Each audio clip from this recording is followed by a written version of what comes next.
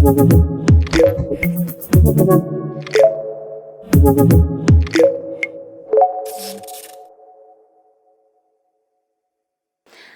warahmatullahi wabarakatuh. Pemirsa, apa kabarnya Anda hari ini? Saya Happy Adisti menjumpai Anda lagi dalam Poin Podcast Inspira. Kali ini saya kedatangan seorang tamu, seorang perempuan dengan segudang aktivitas, mulai dari dosen, konsultan karir akademik, hingga Ketua Perkumpulan Dosen Perguruan Tinggi Nusantara atau PDPTN Jawa Barat, Ibu Hajah Nenden Hendayani. Assalamualaikum Ibu Nenden, apa kabar? Waalaikumsalam warahmatullahi wabarakatuh. Apa kabarnya Bu? Baik? Alhamdulillah baik, terima Segudang kasih. aktivitas tadi saya sebut. Oh ya, banyak sekali ya aktivitas alhamdulillah. Ibu ya? Iya, banyak sekali. Memang saya aktif. Jadi bukan hanya sebagai ketua Jabar, tapi dosen juga sebagai trainer pelatihan. Ya. Yang di trainee itu mahasiswa atau sesama dosen juga nih, Bu? Yang di training itu dosen-dosen Indonesia. Dosen-dosen Mereka Indonesia. ikut dari seluruh Indonesia. Trisakti, Unsika, Unpas banyak ya. Dan yang peserta lainnya adalah praktisi, juga mahasiswa ada mahasiswa ikut pelatihan Bu Nenden saya. Biasanya itu mahasiswa yang ikut pelatihan itu arah tujuannya itu mau apa sih Bu gitu? Mereka ingin apa ya? Sertifikat, karena sertifikat pelatihan itu berguna untuk mereka sebagai apa? Penunjang profesi, terus mengenai materinya juga, dan itu sertifikasi itu adalah sertifikasi kompetensi, jadi gelar non akademik, seperti itu. Mereka ikut pelatihan itu karena itu basicnya apa? Gelar kompetensi non akademik seperti itu. Jadi nanti mungkin akan berguna bagi mereka yang akan mengambil profesi lain gitu ya, untuk nambah-nambah apa skill ya Bu Nenden ya. Seperti itu. Iya. Baik, tadi saya juga menyebut Ibu sebagai Ketua Perkumpulan Dosen Perguruan Tinggi Nusantara atau PDPTN untuk wilayah Jawa Barat ya Bu ya. Itu biasanya apa aja sih Bu yang dibahas oleh perkumpulan ini ketika sedang mungkin melakukan pertemuan gitu? Oh ya, yang dibahas itu mengenai kinerja dosen seperti itu, terus aspek-aspek apa saja yang menunjang apa jabatan fungsional dosen seperti itu intinya. Dan kami PDPTN menjembatani dosen-dosen di Jawa Barat ya, untuk agar misalkan jabatan fungsional mereka bisa cepat seperti itu dengan memberikan pelatihan, dengan memberikan workshop, webinar, sharing ilmu yang bermanfaat buat dosen-dosen di Jawa Barat. Tapi pesertanya bukan hanya dosen di Jawa Barat saja, jadi dosen-dosen seluruh Indonesia. Itu sering ya Bu ya frekuensi pertemuan antara sesama anggota PDPTN itu untuk wilayah Jawa Barat ya? Sering. Karena saya sebagai ketua memang memprogramkan agar sesering mungkin seperti itu. Ya. Karena Ibu sendiri juga senang berkegiatan ya Bu ya. Saya senang. Aktif banget ya.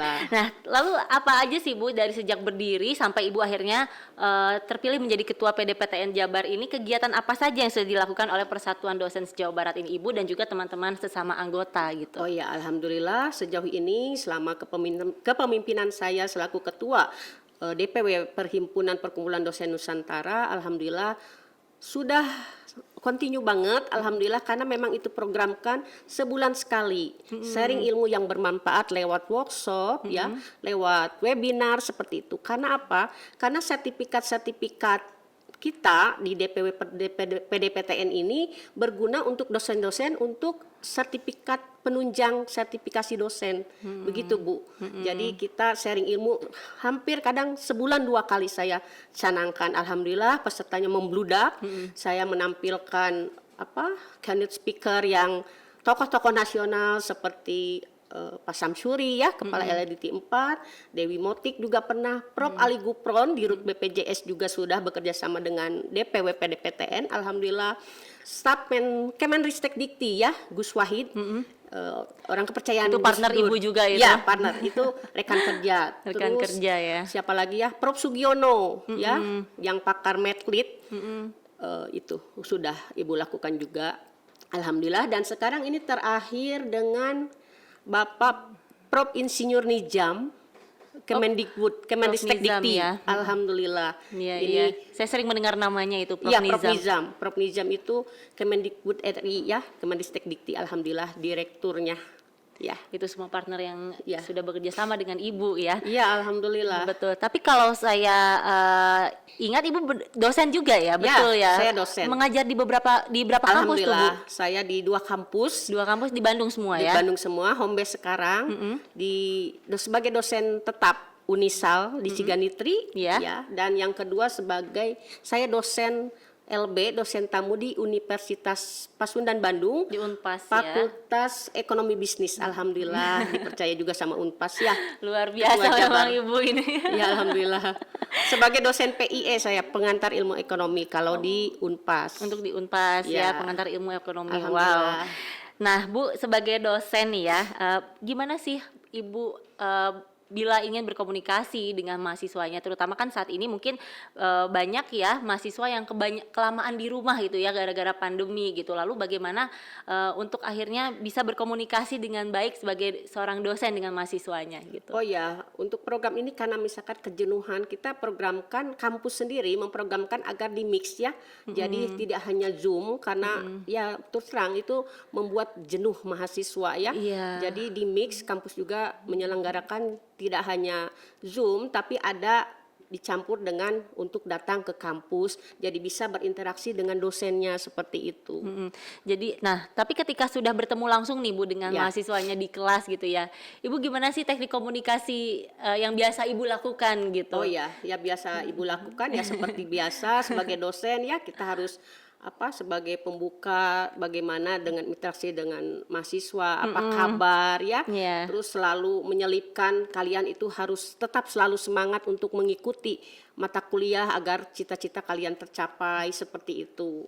Kalau Ibu, Kalau saya Ibu sendiri. seperti itu ya. Iya. Nah, kalau biasanya sedang mengajar di kelas nih ya Ibu ya, kan ada aja nih pasti ya masalah yang muncul gitu ya, misalkan mungkin mahasiswanya tidak mengumpulkan tugas atau terlambat masuk. Nah, biasanya apa aja sih Ibu masalah-masalah yang kerap Ibu temui gitu ya, kalau akan melakukan pengajaran di kelas gitu, terutama yang dialami oleh para mahasiswa, dan bagaimana cara Ibu mencari solusi atas permasalahan Iya, tersebut? kalau misalkan mahasiswa yang telat seperti itu atau yang tidak mengumpulkan tugas, Ya. ya Ibu panggil, Ibu tanya kenapa sampai tidak mengumpulkan tugas atau kenapa terlambat. Kalau kita sudah menanyakan langsung ke mereka apa yang menjadi penyebab, nah kita tahu, kita kasih solusi kepada mereka seperti itu. Jadi komunikasi itu paling penting buat saya dengan mahasiswa ya. Jangan sampai kita istilahnya mencuekkan mahasiswa gitu, nggak boleh. Kita harus ada interaksi, kita harus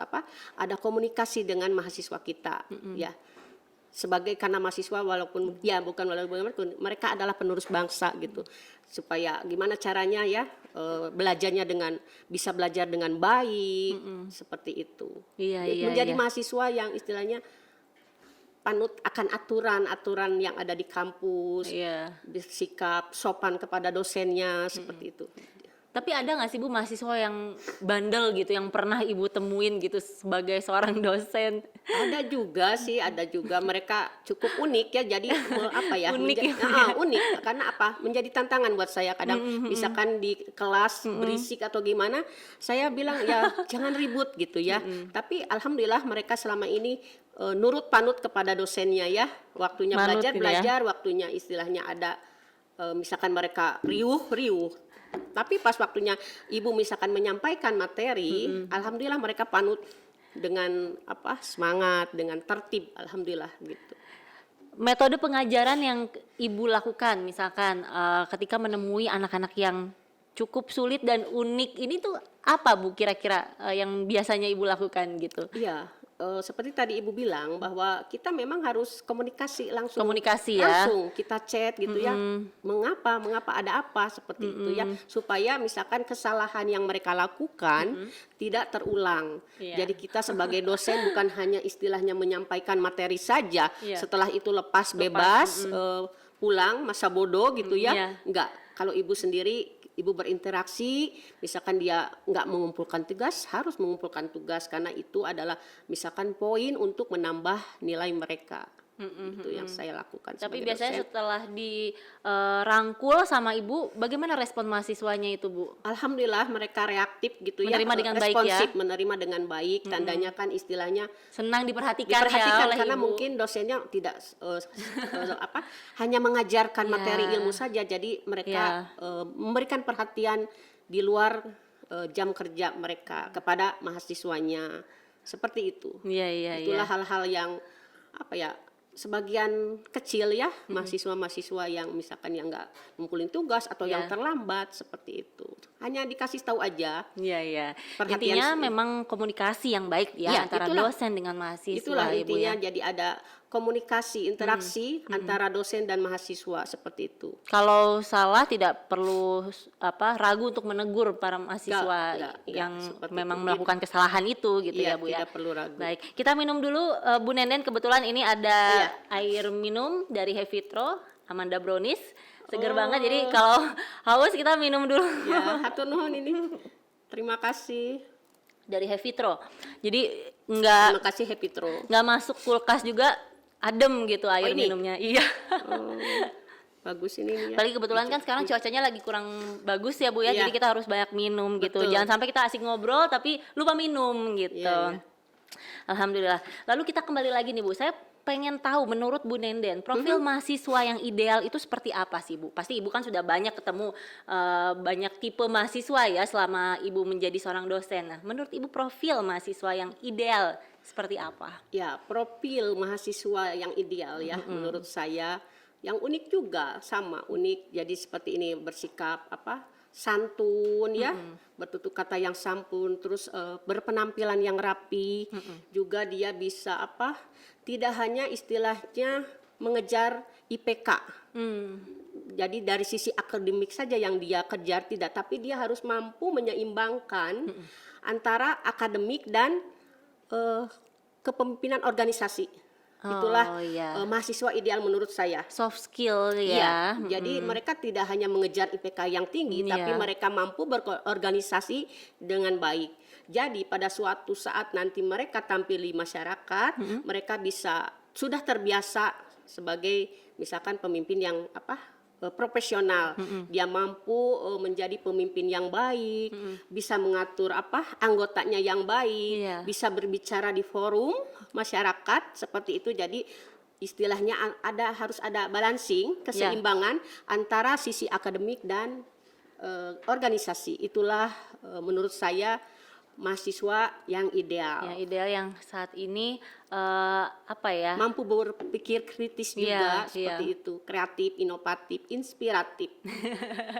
Kayak tagline Inspira ya, positif dan Iya. inspiratif. Oh iya, itu teksnya ya. Ibu, kalau Ibu kan seorang konsultan juga ya. Berarti hal tadi itu juga selalu Ibu ajarkan ketika menjadi seorang konsultan atau ketika sedang melakukan pelatihan. Hal tersebut yang tadi Ibu Nenden sampaikan bahwa mahasiswa itu idealnya seperti ini, itu kerap Ibu sampaikan juga saat menjadi konsultan Oh, dan iya. pembicara? Iya, sebagai bahwa jadi kalau di kelas itu saya bilang bahwa saya bukan hanya sekedar dosen, Iya. saya dosenmu adalah seorang trainer juga dan konsultan seluruh dosen Indonesia. Iya. Ya, seperti itu. Jadi mereka tahu nih, dosennya tidak hanya cukup mengajar saja, jadi mereka dosennya tuh Iya. aktif di luar. Kadang mereka, wah ini jadi inspirasi buat saya ibu, Iya. gitu. Mahasiswa saya di kelas kalau bilang pengen seperti ibu, Iya. katanya gitu. Semangatnya, Siap, pengen siap. ditiru. Alhamdulillah. Alhamdulillah ya. Ya, inspirasi buat mahasiswa-mahasiswa. Iya, iya. Ya, aktif gitu ya. Jadi memang kita harus pandai berorganisasi, bukan Iya. hanya ya mahasiswa khususnya, jangan hanya mereka mengejar IPK tinggi, hanya bisa di akademik saja, tapi mereka harus bisa menyeimbangkan, pandai berorganisasi seperti itu. Itulah mahasiswa ideal menurut saya Iya. sekarang. Ya. Baik, Ibu. Tapi Ibu mungkin beberapa waktu lalu pernah mendengar kalau ada mahasiswa itu di Bandung melakukan demo menolak RUU KUHP yang akhirnya ricuh gitu ya. Nah, bagaimana tanggapan Ibu mengenai hal tersebut? Oh iya, itu sangat ini sekali ya, karena memang mahasiswa kita di Indonesia itu kan kritis ya. Apa-apa yang terjadi di Indonesia, Iya. mereka selalu responsif. aktif gitu ya, Iya. yang tidak setuju apa Iya. itulah mahasiswa ya, mahasiswa Iya. mengenai rancangan undang-undang kemarin karena memang isi rancangan undang-undang korupsi itu Iya. tidak pro, Iya. jadi mereka menolak, maksudnya memberikan apa, bukan memberikan, adanya demo Menyampaikan apa mungkin kepada ekspresinya ya. ekspresinya kepada pemerintah karena itu mungkin tidak sesuai, Ya. ya seperti itu. Tapi hal-hal seperti itu kalau Ibu melihat Ibu lebih ke cenderung ke pro atau ke hal kontra dengan melihat adanya hal-hal yang selalu apa ya mahasiswa-mahasiswa yang kritis seperti itu, Bu? Kalau itu menurut saya kontra ya, Mm-mm. karena Ibu kurang setuju ya dengan bukan maksudnya kalau mahasiswa seperti itu misalkan ke pemerintah, ya. ya ibu pro kepada mahasiswa itu. Oh, Ibu Maksudnya mendukung apa yang mendukung, dilakukan oleh karena mahasiswa tersebut ya. karena apa yang diusulkan yang di demo misalkan mahasiswa itu ya tidak sesuai mungkin, Ya. misalkan yang sekarang ini mengenai undang-undang apa RUU KUHP. RUU KUHP karena isinya itu betul-betul tidak pro tentang pemberantasan korupsi itu yang mereka jadi akhirnya ada demo gitu Iya. kan. Mereka mahasiswa-mahasiswa yang sangat kritis betul-betul saya mendukung sebagai dosen Iya. walaupun tidak ikut dengan mereka tapi saya mendukung ininya aspirasinya seperti itu. Jadi memang menurut Ibu saat ini mahasiswa juga semakin kritis ya Bu ya melihat kondisi pemerintahan saat ini ya. Betul. Jadi mereka tidak diam karena mereka punya wadah ya, punya organisasi sendiri. Ada BEM kan, Iya. Badan Eksekutif Mahasiswa. Mahasiswa. Nah itu mereka mengaspirasikan misalkan ada seperti ini pemerintah yang tidak sesuai dengan itu mahasiswa langsung gerak seperti Iya. itu. Tapi mungkin itu hal yang positif menurut saya. Ya, biar tidak istilahnya menyimpang, Iya. nyeleneh gitu. Nyeleneh ya. Iya. Lebih baik dia menyuarakan aspirasinya ya Bu ya. Itulah mahasiswa. Itulah Betul mahasiswa. mahasiswa keren. Saya juga dulu mendukung. pernah bukan turun karena ke hanya saya dosen, walaupun misalkan saya bukan sebagai dosen, saya mendukung. Ya, Iya. saya juga dulu pernah kebetulan Pahlawan ke jalan. generasi penerus ya mahasiswa itu. Lalu Bu Nenden, apakah Ibu ada mungkin pesan nih untuk para mahasiswa di Jawa Barat ya? Ya, terima kasih Bu atas kesempatannya yang telah diberikan. Pesan-pesan untuk saya kepada mahasiswa di Jawa Barat, jadilah mahasiswa yang inspiratif, kreatif ya, seperti itu. Jadi tadi sudah dicanangkan bahwa bukan dicanangkan, jadi harus menyeimbangkan antara potensi akademik dan organisasi. Juga harus bisa memanfaatkan apa yang sedang difasilitasi pemerintah saat ini. Sekarang kan banyak beasiswa-beasiswa ya. Ya. Nah, harus betul-betul dimanfaatkan sebaik-baiknya beasiswa itu pada mahasiswa ya. Seperti itu karena memang sekarang ada fasilitas dari pemerintah untuk mahasiswa seperti itu ya, KIP beasiswa supaya mereka bisa kuliah. Yang tidak mampu, kurang mampu mereka bisa kuliah. Nah, itu agar bisa dimanfaatkan seperti itu ya. Baik. Lalu ke depannya nih Bu, akan apa target mungkin atau yang ingin dicapai oleh PDPTN Jawa Barat ke depannya Bu kira-kira? Ya, target ke depan saya ingin DPW PDPTN yang saya ketuai ini lebih berkembang, maju pesat ya.